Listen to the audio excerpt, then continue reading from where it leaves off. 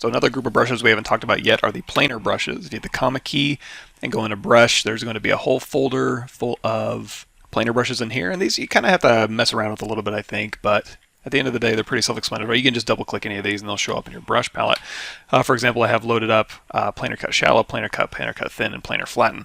So if we go through here, planar cut shallow, essentially what you're doing is you're finding a surface normal and you're just kind of sculpting along it, and it'll automatically mask out along that normal. So sometimes this can come in handy if you want to cut across like a very specific normal. Like your brush is very large and you just kind of slice through and cut along that normal.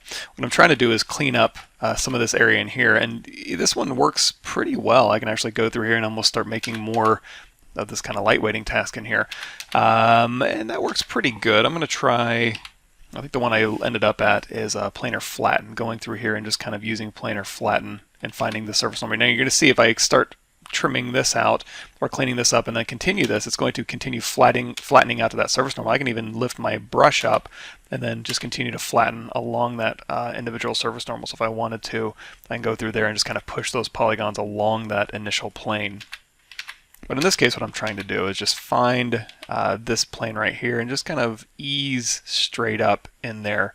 And then I can go back in with my smooth brush, my H-polish brush, and kind of clean this up a little bit more. But anyway, we've talked about trim dynamic, and there's actually more trim brushes as well. If you hit the comma key, go into brush, there is some trim brushes in here you can check out. We talked about trim hole, but trim smooth border is an interesting one if you want to do like rocks and stuff. You can put in alphas in these brushes, and you can kind of go through and trim, and then hold down Alt.